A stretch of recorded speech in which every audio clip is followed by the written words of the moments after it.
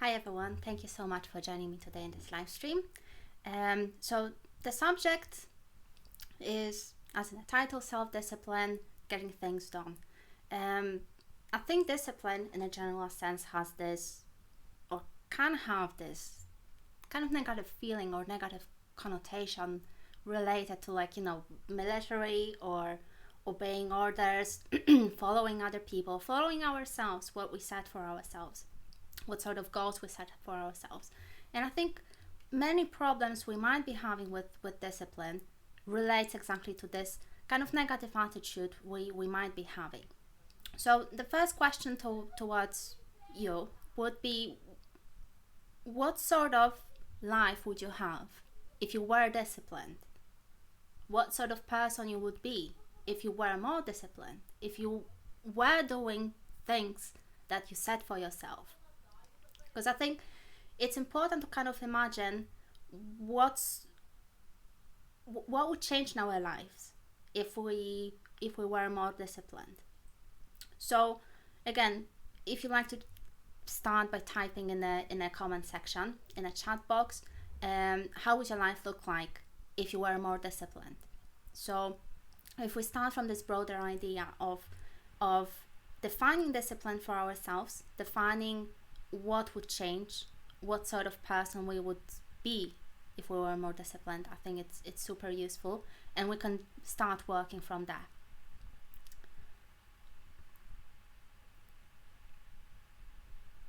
It helps going to bed with a clear head, knowing that you accomplished something with clear goals for the next day. Otherwise, chaos and disarray. So Dave wrote in a chat box that being disciplined or getting things done is associated with something positive, right? So we want to get things done. Obviously, it's something that helps us move forward, something that gives structure to our lives, something that helps us to accomplish things and move forward in life and feel like perhaps we have things under control, perhaps we can do something, right, in our lives. Contrary to self-discipline and contrary to this idea of getting things done is perhaps laziness or procrastinating or feeling like we are not doing anything or we are wasting our lives even, right? So for me personally, if I was more disciplined, if I always managed to get things done, probably my life would be way more lively or way more organized, way more, in a sense, fuller and richer, where I can engage with life itself even more, right? So I haven't really received any answers to my question on what would change in your life when if you were become more disciplined. So that's why I started first. So if you're too shy to write anything, that's fine. I'm just gonna move forward. But I just want to offer you this opportunity to get engaged with a discussion, so you can gain something from this live stream rather than just me talking all the time. So also for me personally, I know lots of confessions today. For me, being disciplined in a general sense is having everything in balance, in harmony. So it took me a while to remove this idea that discipline is associated with work, with hardship, with effort, right? These ideas that I was having about discipline got me in a place where striving towards my goals or following my calendars, following my goals, led me to this, strain, really, where I felt like, okay, I have to exercise so much effort, I have to expel so much energy to move forward and be disciplined. But the moment I kind of changed my attitude towards discipline and I discovered other ways, which I'm going to try to cover in this live stream, that's where everything changed. So right now for me, discipline is about being balanced and having everything in harmony, where it's not so much about putting energy over and over again and putting so much effort and striving to meet some goals, to meet my daily challenges or cross things of the to-do list. But it's more about kind of going with the flow and being balanced. Also, obviously, what you can extract from this is that for me, discipline is strongly associated with this flow state. So basically, I get the most things done, not when I'm thinking about doing them, not when I'm pushing myself, all right, I have to do something that is on my to-do list or something that I established for myself as a goal today or tomorrow. But it's more about flowing. So being in the moment and flowing. Okay, so what's the next thing? What's the next thing? What's the next thing? And it's not like living constantly in the future, but contrary, it's more about, for me, it's more about being present and simply allowing life to unfold itself. Obviously, I am also organized. I'm having lists. I'm having my goals. I'm having all my goals are broke down basically into yearly goals, monthly goals, weekly goals, and then daily goals. So basically, everything is kind of structured. And honestly, I'm meeting maybe 70 to 80% of my list, which is good enough for me because it allows me to move forward. So I stopped striving for this idea of perfect 100% in terms of meeting my goals, in terms of meeting my daily goals or whatever other goals. But I'm heading for this. Even if I meet just one goal per day, that's something that helps me to move forward. So I think this is super helpful to consider for other people as well, because again, striving for that 100% and always trying to meet all these goals, it puts a lot of strain on your energy. And you look at your calendar, you look at your to-do list, and you're like, I don't want to do it. Obviously, you don't want to do it because it's too much. Let me just read some comments. Discipline leads to success, which leads to confidence in life. Yes, obviously, because you accomplish things, you feel like you can do something, right? And if you can do something that is meaningful to you, that, has value to you, that is meaningful to you, as I said, that's going to boost your confidence. And confidence, again, is nothing more than knowing that you can do things that you set for yourself. More self-respect and having the discipline to getting through whatever comes into mind instead of thinking about how you excuse to procrastinate. Right, so again, another benefit of being more disciplined, you gain more self-respect. And I think self-respect is kind of associated with this idea of confidence. So you respect yourself, you value yourself because you can see the results of your actions. You see evidence that, you're doing something, right? And you can create something, you can engage with life in whatever way is meaningful to you. Routine is too exhausting for me. Right. So routine again is associated, I think, with this idea that you have to do something in a specific way. So you have to follow the calendar precisely. You have to follow this idea of some ideal day that you might be having in your mind. So,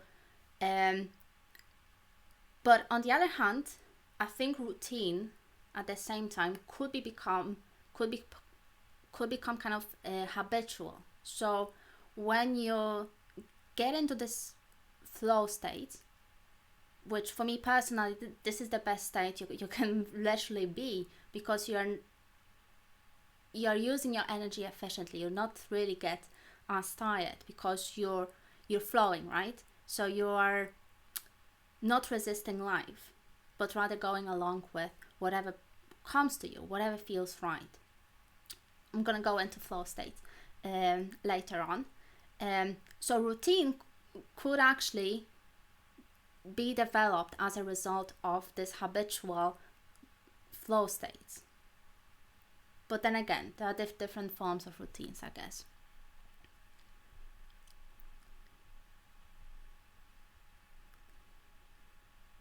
When you're disciplined, you're in control. Yes, exactly. So control, confidence, self-respect, being able to see the outcomes of your actions.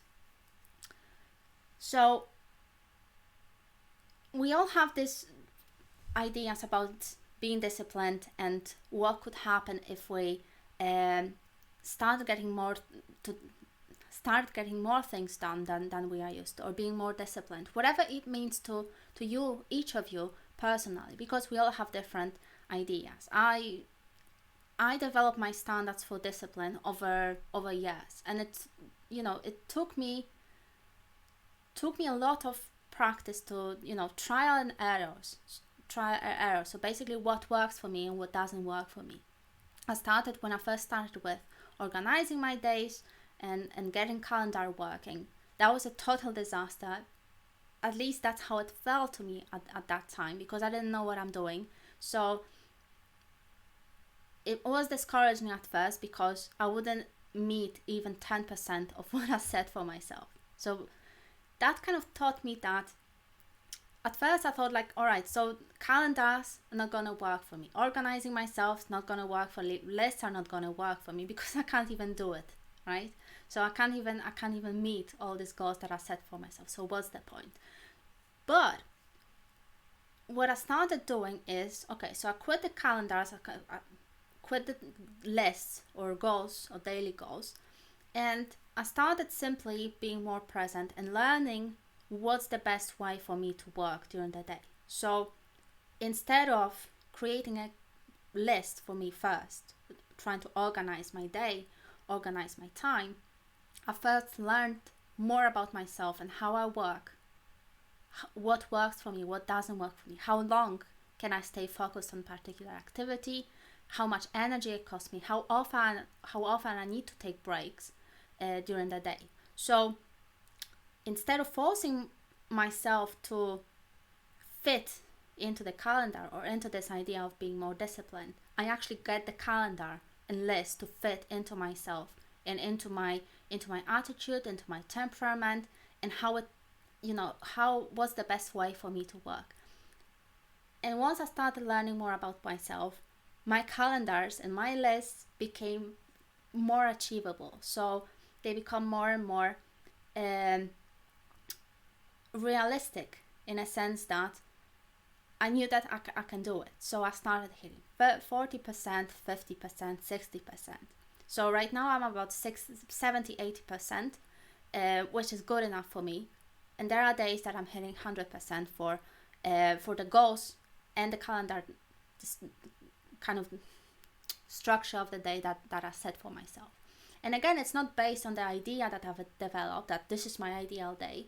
And it has to look like that because someone else told me, because society told me, because there's this idea. But it's basically based on knowing myself and knowing what I can do during the day, and knowing how much I can stay focused and how often I need to take breaks. So again, this major obstacle for me was to remove myself from this idea that I have to follow some ideal structure, some ideal calendar, or some ideal list or goals. So I'm wondering, what sort of obstacles do you face right now to being more organized or being more disciplined, or simply getting things done? So if you'd like to share that in a box, we can get a wider perspective on what sort of obstacles might prevent people from being more disciplined. Because even though I can share my experience, it's not going to represent all other experiences of other people. So I'm really curious about your perspective.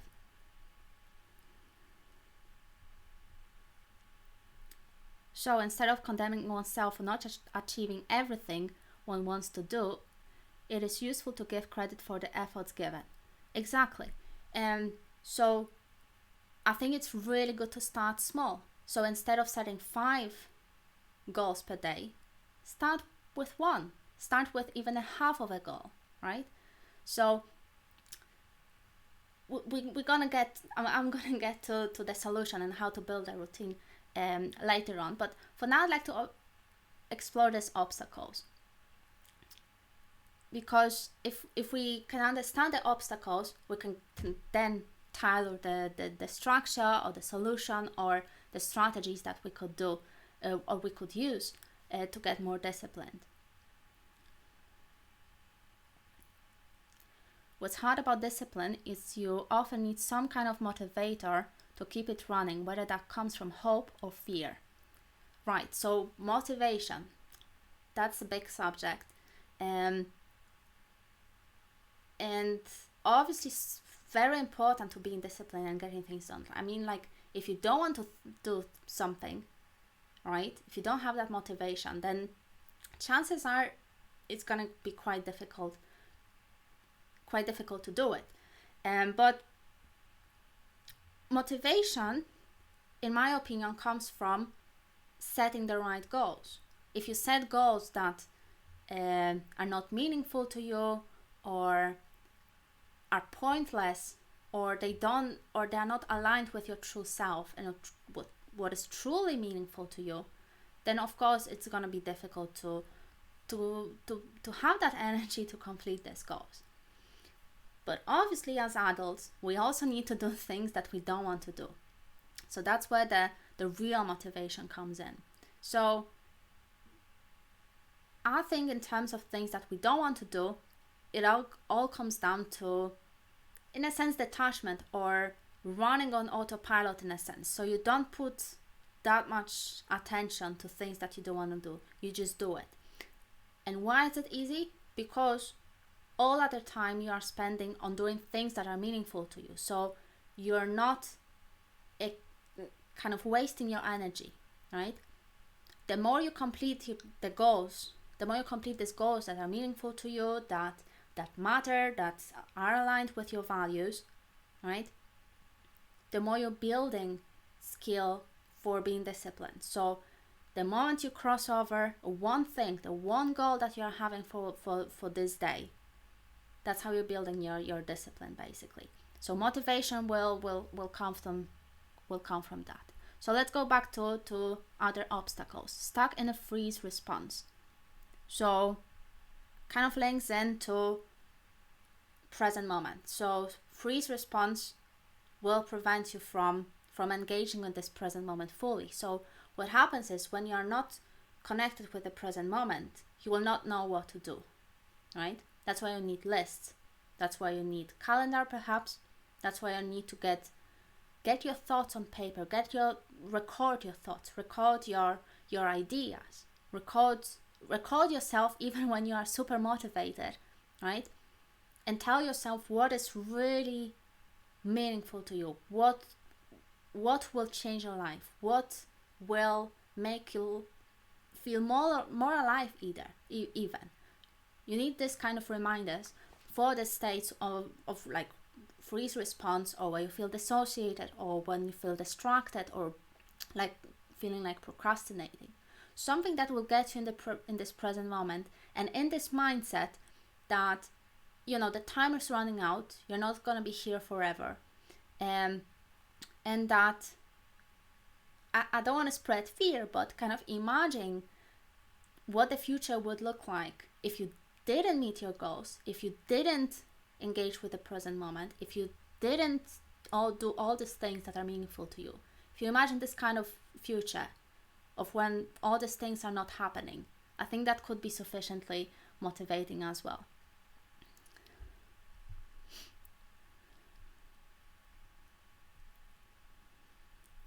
My obstacle is also daydreaming about how your life will be when achieving the goals for long times, instead of having discipline to do the activities that will make you achieve eventually the goals. So that again kind of links into this idea of removing ourselves from the present moment. So instead of being disciplined, you are thinking about being disciplined. Instead of doing things that are valuable to you or that are meaningful to you, you are thinking about. So we kind of start to formulate the formula here and potential strategies, and that has something to do with the present moment, right?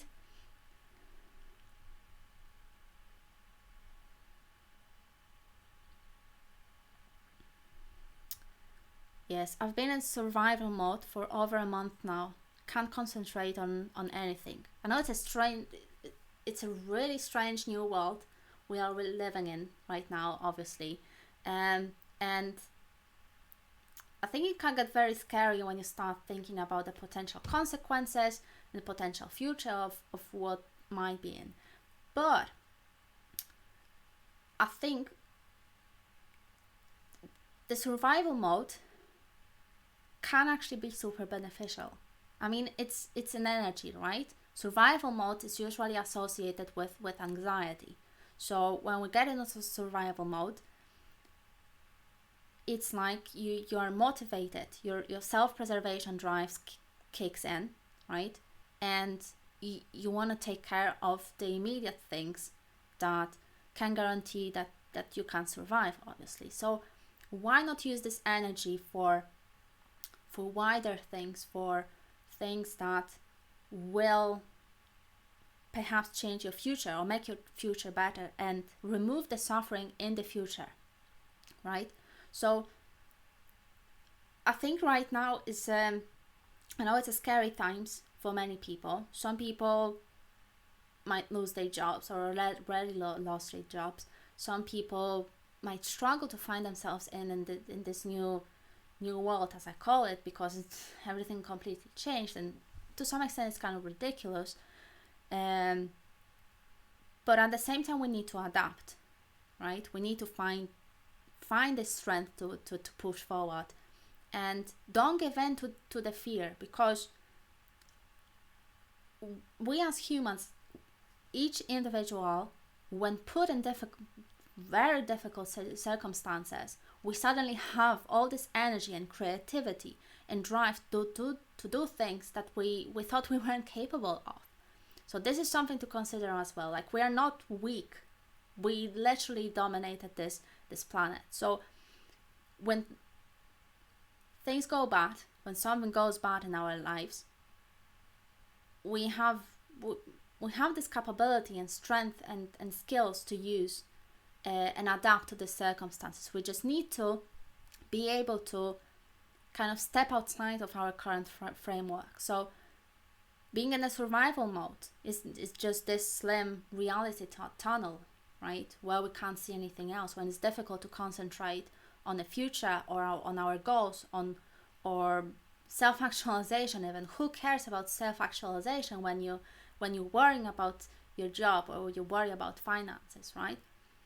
But this is just one reality tunnel, and we must not forget about the wider world or the wider reality that is happening around it or outside of it, because this is not just life. It's just one level of our existence. And actually, just to quickly finish it off, actually this wider perspective can allow us to take care of this survival or this basic needs. So this is something to consider as well when you have this broader framework. So I know it's easy to say, but don't give in to fear. This is the worst thing that could happen to any human being, because the moment you give in to fear and you start being, scared or kind of paranoid about yourself and your safety in the future, that's when it's very easy to lose. So don't give in to fear, because you are safe. You are a really strong human being like everyone else.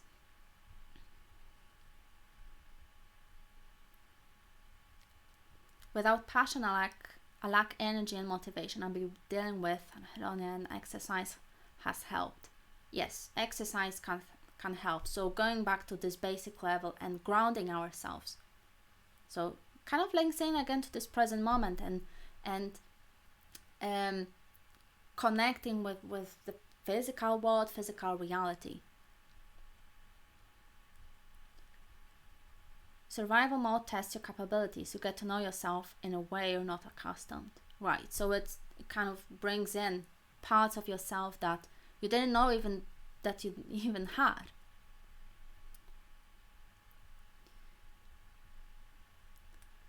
All right, so we have some obstacles from you guys.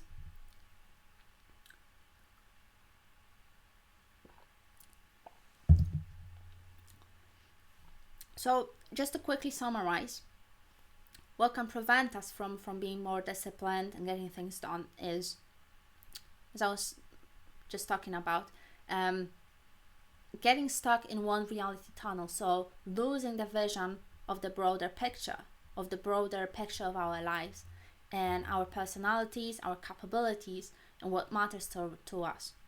So being stuck in the reality tunnel, disconnecting ourselves from the present moment. So daydreaming, dissociating, spacing out, zoning out, distracting ourselves with nonsense, being pulled into different things that are useless to us in a sense. So all these kind of distractions can actually are a manifestation that we are not really having things under control. We just go along with anything that comes into our awareness, comes into our attention. So disconnection from the present moment, distractions. I think also lack of planning and not having goals for ourselves. So not knowing what we want or where we are going and why we are going, which actually I think it kind of ties into not knowing ourselves sufficiently. So if you don't know yourself, if you don't know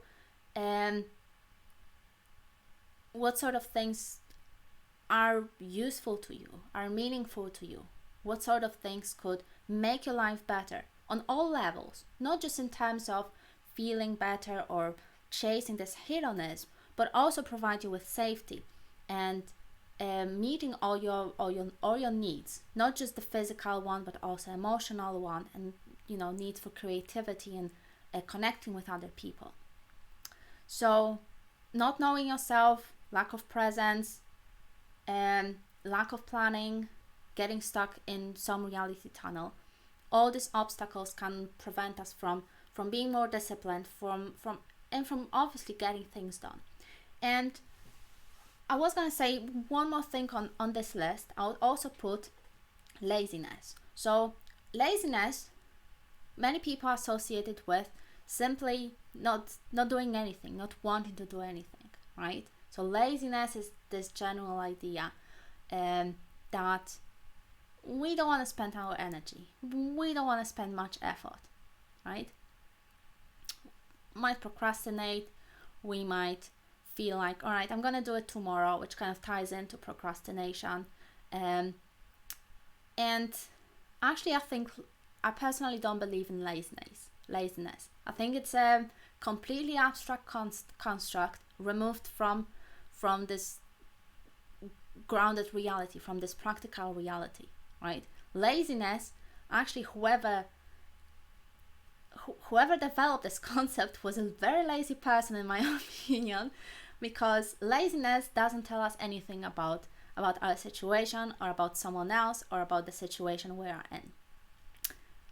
I think that laziness actually, or generally being lazy, when someone is lazy, I think there is very good reason why they're not doing something. So actually laziness could be broken down into this underlying obstacles that we were just talking about. So for example, not having clear goals, being completely distracted, being stuck in some reality tunnel, some interpretation of our experience, or being stuck in some belief system or our thoughts or our feelings, right? Laziness could be also associated with not knowing ourselves sufficiently. So what is it that we want? What is it that truly matters to us? And what is it that we would like to have more of? And most importantly, I think, knowing ourselves is about knowing what is it that we need. So if we can't meet our needs, everything else, is going to go to pieces, because first and foremost, we need to be able to take care of our needs, right?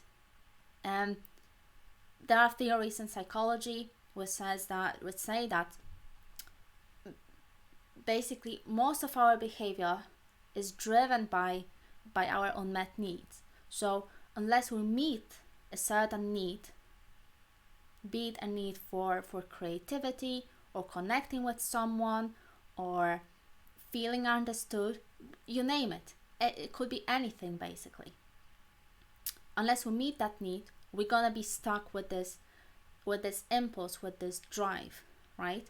And if we don't know ourselves sufficiently, it's gonna be like a loop. So basically, mentally, we might be not aware of that need, so we might distract ourselves, have some compulsive behaviors, some addictions, drinking, video games, you name it, right? Watching TV, watching YouTube. But underlyingly, under the surface, unconsciously, we'll still experience that need that will push us to do something. So it's like, being completely stuck in that situation. So again, laziness could be any of these things I just listed, right? So laziness in general sense doesn't tell us much unless we understand ourselves, understand our situation, and what is it that prevents us from moving forward and from getting things done, which again will be based on all these individual things that you were talking about in terms of obstacles and what prevents you from getting things done. So lastly, I think it would be good to move to the solution part, right? And start to develop some strategies for becoming more disciplined. We broke it down into all these elements and what we need to know about ourselves to move forward. So how can we put it in practice? And before I move to this section, I just wanted to, some of you received my emails, probably some of you maybe saw a post on YouTube or my social media. If you'd like to get more from these live streams, I will be launching private group coaching via Zoom, and you can now sign up and reserve your place. So basically what will happen is there will be 1 hour weekly session in a very small group, up to 5 people, completely private. It's not going to be recorded, where we'll be able to, connect with like-minded people and work on common goals. So I will be developing a schedule and a timetable soon. So if you'd like to reserve your place, there is a link to that sign up page in a comment section under the video. So I really invite you to do that. And I'm super excited because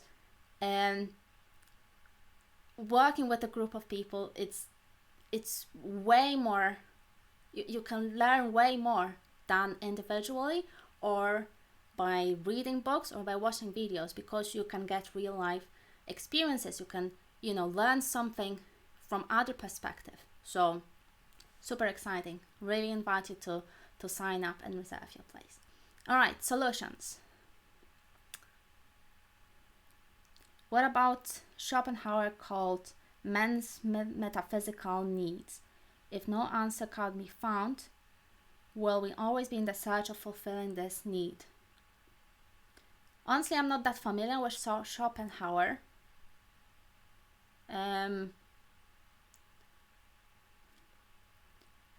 So I would imagine, as you said, yes, if no answer can be found, we'll be always in a search of fulfilling this need.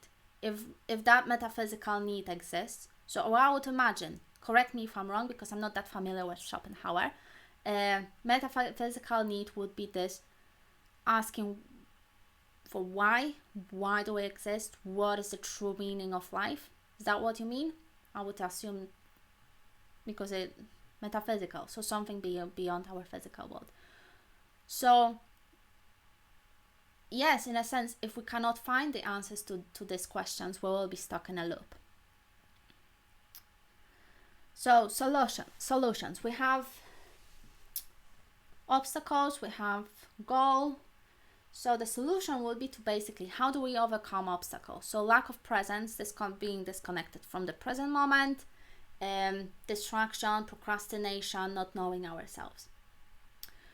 In my opinion, the first priority in terms of becoming more disciplined is to actually take care of your health.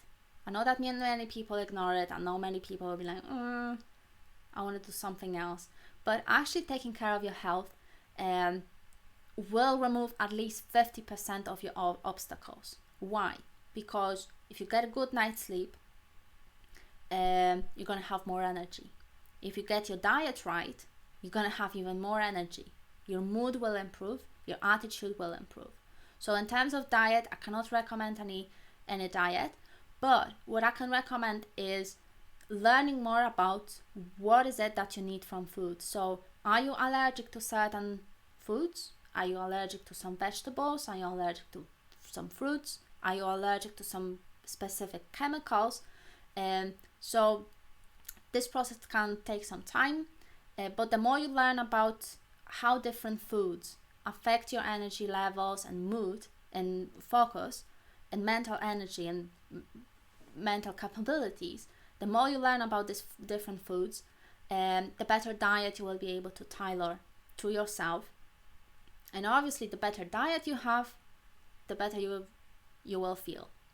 So in terms of improving the discipline, if you do just this, if you just take care of your health, I guarantee at least 50% of your worries will go away, at least, and you will boost your self-discipline for at least up to at least 50%, I would say, because it's going to remove a lot of underlying problems. And I think that an average individual doesn't eat right, doesn't sleep well. And if you add to that exercise, that's going to boost your well-being, overall well-being, for another 20%. So in terms of that, you need to have discipline, right? So we're kind of closing the circle, because to eat right, to exercise, you need to have a good discipline. So in my opinion, if you have a chance, instead of wasting your energy on different goals on your life, on learning things or improving yourself, invest all that energy into your health for a month, and then start working progressively on goals that are on a different level in terms of your needs. So then work on your projects, then work on your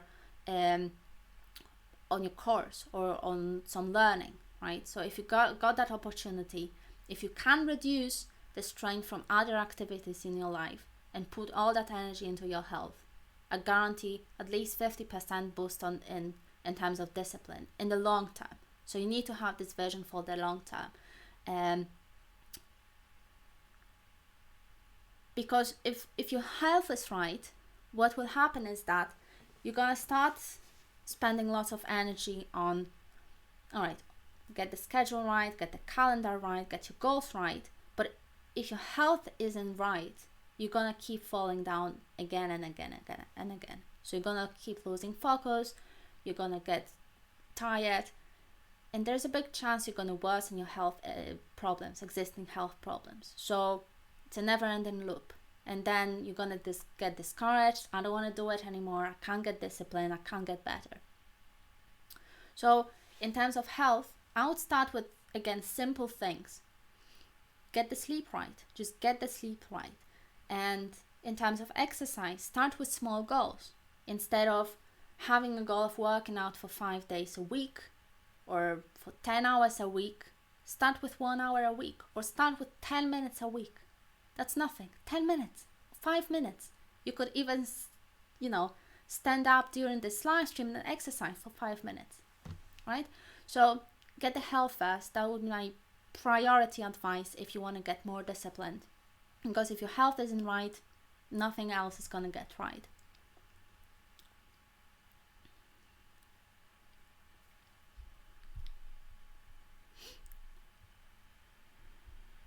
Health is the greatest wealth, exactly. Allergic to onions. Seems like I'm a vampire. Yeah, onions could be troubling for some people. They're troubling for me too, actually. I'm not vampire.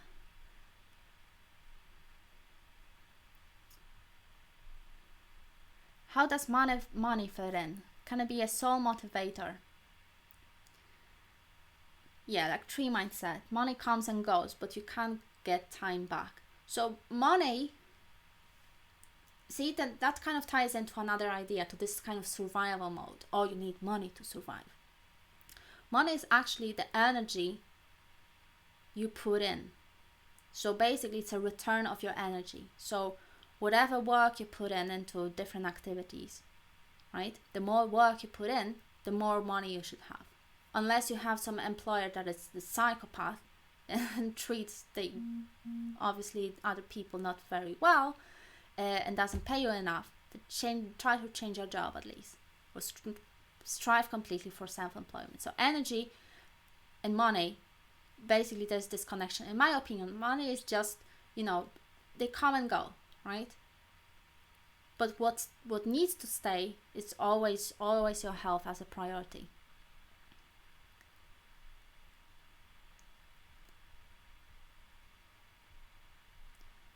Right, exactly, like Dominic says, it also costs more time and money to recover from poor health than if you just maintain yourself. Exactly, so investing in your health, it's more profitable than investing into money, right? Because if you have good health, you're going to be able to make more money.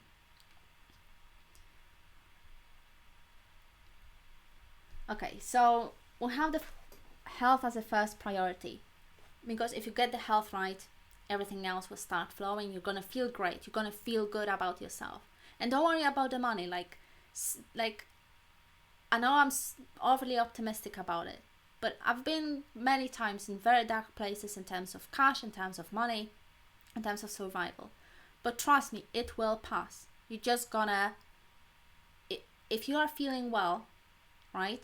If you are investing your energy into things that meet your needs, that are important, right? That are meaningful, you're gonna get that energy back. Like, it takes some faith, it takes some confidence, but it's about where you're investing your energy. If you're investing just into this idea of money, or, making money, that's poor investment. And then you're gonna get all this money, and what? All right, next thing on the list I have, based on the obstacles we're talking about, is presence. So everything again comes back to this present moment experience. So as I was talking before in the beginning of the video, instead of having this idea of, okay, this is my schedule, I have to do this, try to turn things around. So instead of focusing on what you need to do next, focus on what you need to do right now. What is it, the priority right now? Not in the future, and don't have regrets about the past, but it's what is it right now that you need? What is it that is important to you right now? What holds the biggest value for yourself, right? What can you do to make yourself feel good? What can you do to improve your health right now, right?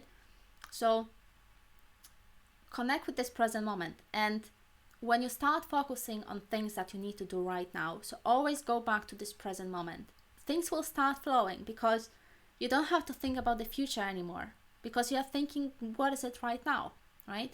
What do you need right now?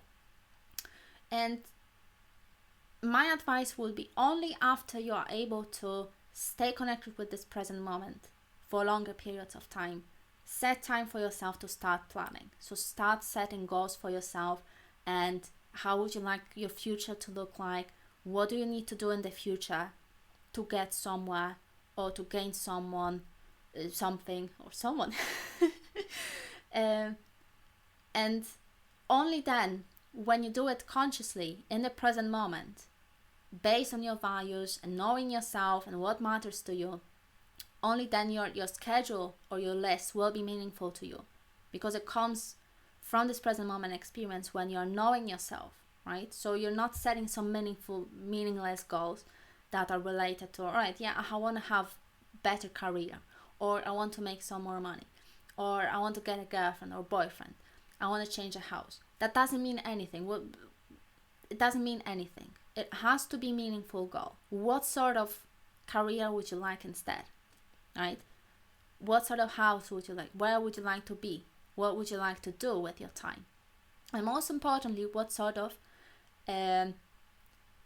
experiences during the day you would like to have. So I think this is very useful exercise. It helped me a lot to have a think about, how would your ideal day look like? Not your ideal life, but ideal day. So what would you be doing in a day from the morning until the night, right? it doesn't require that much planning. Just, spend 15 minutes on fantasizing about the ideal day. And then based on that, you can start building goals and break them down into different steps.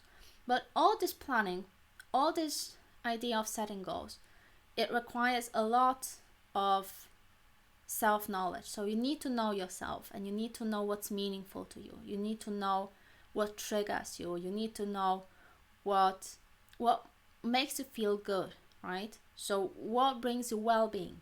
So again, it kind of links into this priority of health always first, feeling good always first. And only then when you are well, only then you can invest energy into other things so that you can expand and grow, right? If your health is not good, if you're not taking care of your well-being, you're not going to grow. You're going to fall back onto this very basic physical level. I would like to be the first astronaut to travel to Mars. Is it too optimistic? Why not? Go for it. It takes, as long as you're aware of how much time it takes to get trained, or how much effort and what you need to do and what sort of requirements they are. Yeah, I would say, just go for it. It doesn't cost to dream. It doesn't cost to, imagine ideal lives. But it all matters. Like all these thoughts that you're having, all these ideas, all these dreams that you're having, this is a very valuable information about yourself and your own needs. So regardless if you will be able to go to Mars or not, that tells you something about yourself. So what is it that you need? What is it that could bring you joy in life, and what could make your life more meaningful? So in terms of planning, as I was saying, it's very important to know ourselves and know what brings you meaning, what is valuable to you. And there is a very interesting exercise in positive psychology. It's called best future self intervention. So basically what happens in that intervention, you do it for 3-4 weeks, almost every day ideally for 5 minutes. So to start with this intervention or this exercise, all you need to do is spend 15 minutes on imagining your ideal future. So if there was no restriction, no problems, no issues with money, how would your ideal future look like? I would personally recommend to make it as realistic as you can, because you don't want to get disappointed. So in that 15 minutes, you imagine that ideal future. Then you break it down into 3 domains. So ideal future in terms of relationships, in terms of personal life, so things like health, hobbies, whatever is meaningful to you. And the 3rd domain would be the professional life. So how would your ideal career look like? Right? So 3 domains. And then under each domain, write key sentences, 2-3 sentences. So in the future, I will blah, blah, blah, blah, blah. In the future, I will be an astronaut. In the future, I will have this and that. In the future, I will work as a successful person. And what you do, basically, you spend 5 minutes a day for 3-4 weeks, basically imagining in each of the sentence. So for example, on Monday, you choose the sentence number 1, and you imagine anything you can around this sentence. Tuesday, you choose the 2nd sentence, and again, you spend 5 minutes on imagining anything you can around this sentence. Wednesday, again, different sentence, and you keep alternating every day, spending 5 days on a different sentence. Apparently, studies swear that it changes a lot for people, because then they are able to structure, to know themselves better, and then they're able to develop better goals. And a part of that, it boosts well-being, so we start feeling better about ourselves. So I think it's a really good intervention if we want to learn more about our goals and what is meaningful to us. And as a last advice, as I was saying before, I would say start small. So we might have all these different ambitious ideas about what we want to accomplish or how we want our life to look like, or that we want to be disciplined and we want to meet this 20 different goals per day. But very often it's too much for us. It's just too much. You need to take rest. You need to make time for rest. You need to take breaks. You need to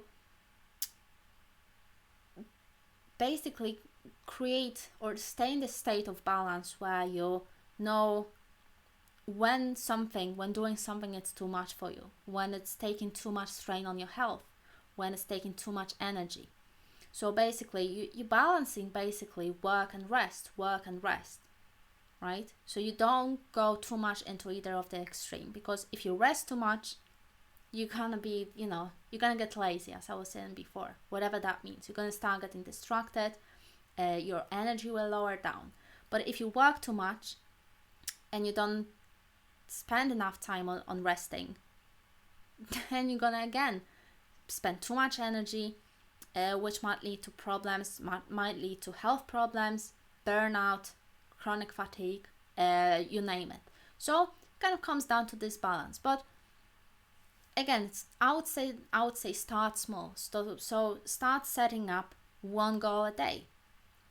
And when it comes to meeting that goal, when it comes to, for example, you set a goal to read a book at 11 a.m. Whatever, made up example. So when the 11 a.m. comes, right, you start thinking about, okay, I need to read that book.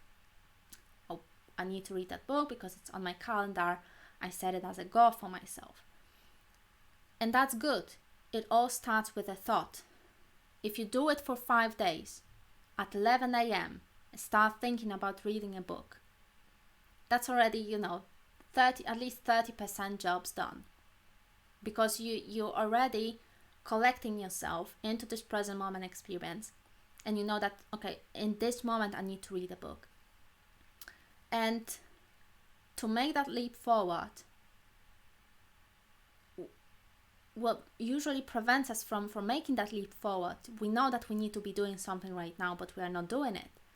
You have to make that agreement with yourself that when this time comes, you just do it. Don't think about it. Don't analyze it. Don't, go astray with your thoughts of, I'm not sure if I really want to do it. If it's really meaningful to you, if you really thought about it, that, yeah, I need to be doing that, it does matter to me, just focus, collect yourself back to a present moment, and make that agreement with yourself that even if I'm not successful today, if I can't read that book, as an example, at 11 a.m., I will do it tomorrow. When the 11 a.m. comes, no thinking, straight away. Whatever you've been doing, you're just jumping right away. You're moving away from one activity onto the other activity. I know it's very simple, easy to say, but in that present moment, if you start observing your thoughts, it's usually like a negotiation between the part of you that wants to do something else and the part of you that wants to read a book. So you need to resolve that disagreement or that conflict and choose your side.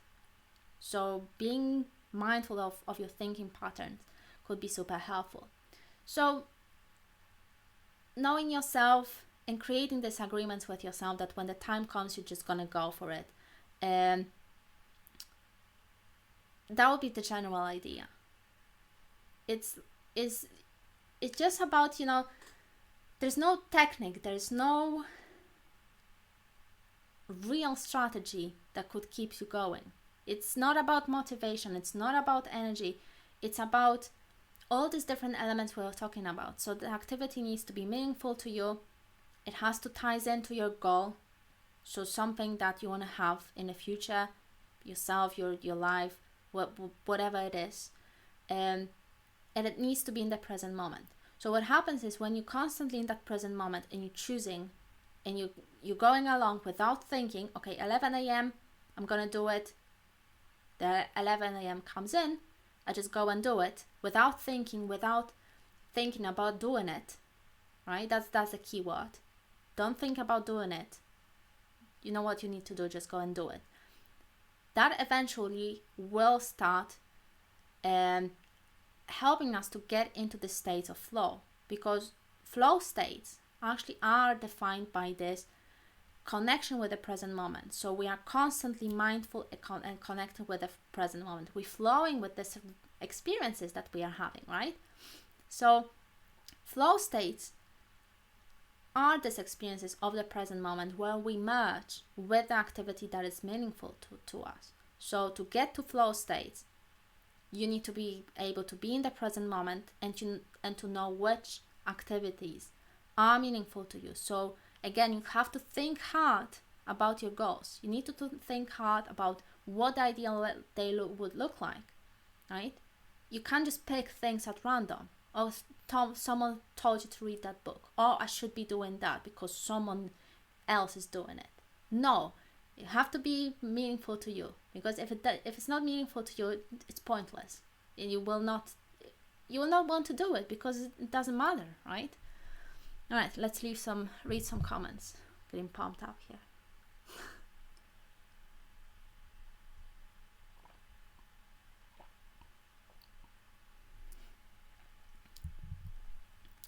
How do you pick a starting point to begin change or shifting your focus in respect to getting things done?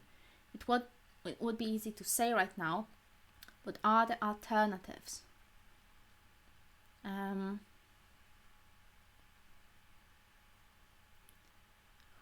I would say just start with being mindful of the present moment. So just pause everything, whatever you've been doing, and evaluate what you need to do next. Or simply, I would say actually start observing yourself. So observe your thought patterns. It's kind of mini meditation. Observe your thought patterns, observe your experience, observe all these little impulses you might be getting towards doing specific things. So this phase is especially useful when you're learning more about yourself. So what sort of things bring you meaning? Because when you observe different patterns of your thoughts, of your feelings in the present moment, so what is happening right now? You can even do this exercise right now. What is it that going within you? What sort of experiences, internal experiences are you having? And that will tell you crucial information about yourself. Is there a part of you that is resistant towards becoming more disciplined, for example, because it might lead to success and more responsibility? Is there a part of you that is scared of working more because you might not have for other things? So mindfulness, getting to this present moment experience, can give you lots of crucial information about yourself.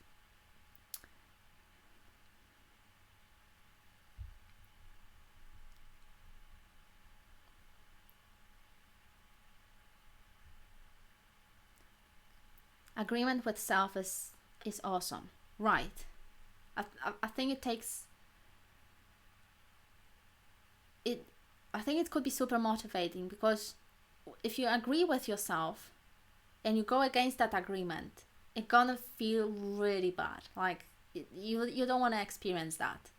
If you break your own agreements, if you agree with yourself that, okay, this is what I'm gonna do tomorrow between this time and this time, or this is what I'm gonna do right now, actually, if you want to start really building this ability of getting into flow states.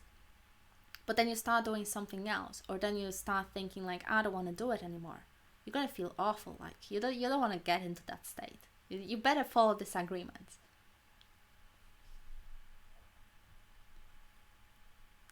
Explicitly feel shame when you fail to progress in the direction of your goal.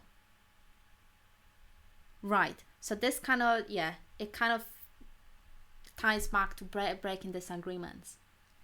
So we're going to be wrapping things up. So if you guys have any questions, I can stay up for another 5 minutes or so. If you want to work on your own personal challenges to be more self-disciplined and getting things done. So if you have any questions, comments, can stay a few minutes longer, and I'm happy to discuss whatever you discuss, want me to discuss or work through. Just a quick reminder, if you'd like to get more from these live streams, I'm setting up this group coaching or simply coaching group where we'll be able to connect with like-minded people and work on common goals. So if you haven't done that already, you can sign up and reserve your place right now. The link to this coaching group sign up page is in a comment box just underneath the video. So I think it's probably going to be better than this live streams, because I can't give as much attention to each person as I would like to. So during this coaching group sessions, I will be able to provide attention to each person, because we're going to be meeting only 5 people per group, so everyone will have a chance to work through their own personal issues. Why did you become a life coach? So honestly, I don't really like that term life coach anymore, because it become associated with all these people that have no training or no qualification in coaching, and I think it really created this bad reputation surrounding this idea of life coaching. So you want to fix your life, yeah, get a life coach. So to kind of go back to the question, why did I become a life coach, without getting too frustrated about the bad reputation of life coaching generally.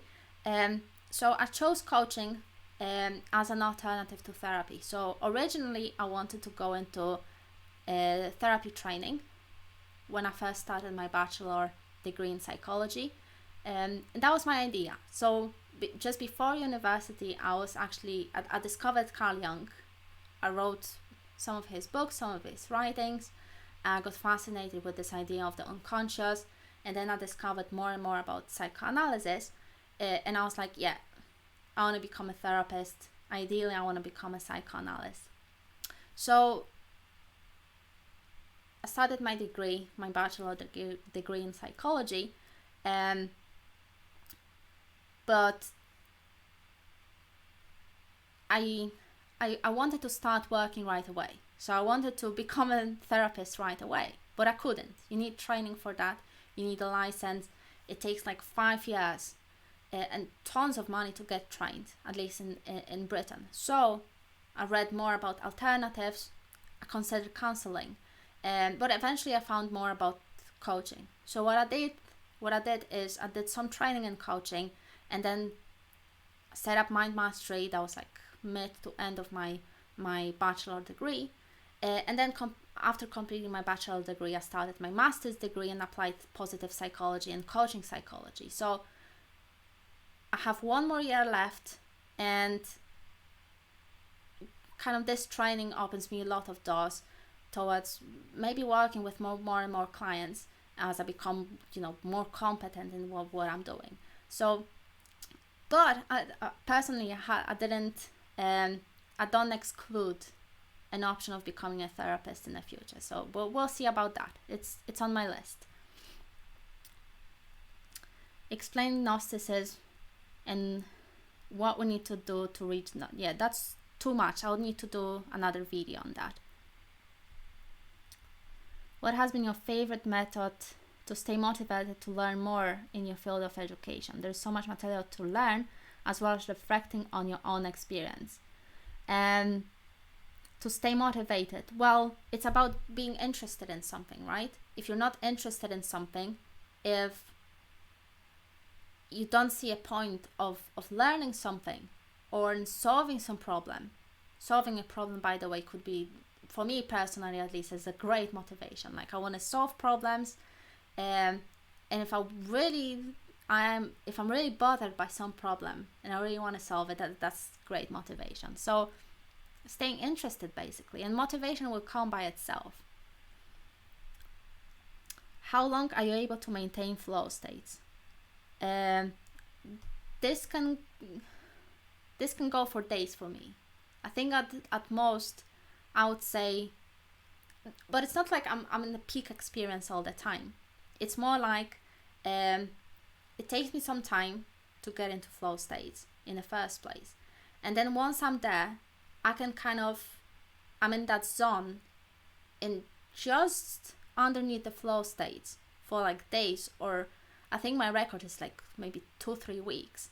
And then if I just push myself a little bit by, again, connecting with the present moment, it helps me a lot to be more motivated.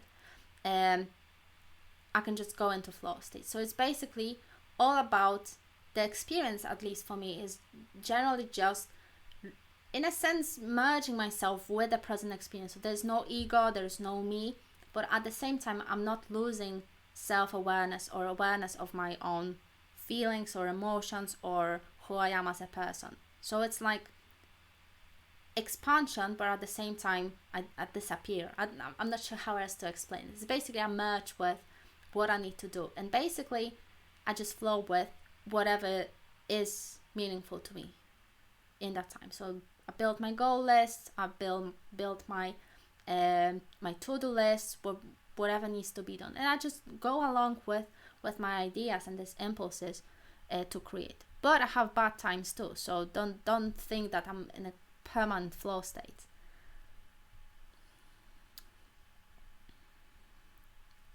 Anything on alcoholism and schizoids? Thank you, 3 Mind. Thank you so much. Alcoholism. I'm not very comfortable with discussing it because I'm not qualified to discuss addictions. Like I can, share some thoughts. Like alcoholism is probably another form of freeze response or dissociation. It's an escapism, right? Just like any other drug or any other addiction. So that's as much I can share.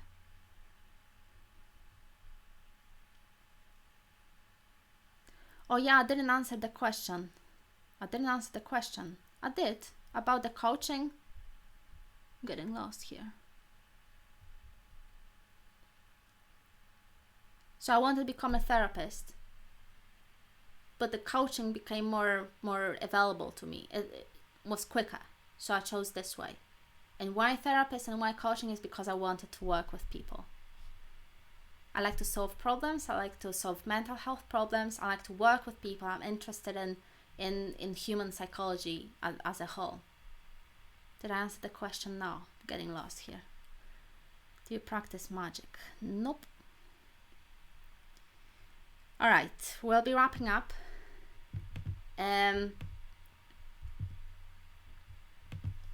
Thank you again so much. Thank you so much for joining me today. It's been nice. I've got really excited about all this subject. I hope you got something from it. If you do want to work with me in terms of one-on-one, and you're curious about coaching, you'd like to find out more about it, please schedule a free consultation. You can just go on my website, choose a date that suits you on my calendar, and book a free consultation for free, obviously.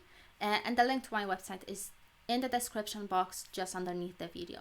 And if you're interested in group coaching instead, I invite you to try that as well. Okay, thank you very much again, and I'll see you next time in the next live stream next Saturday. Take care of yourself. Bye.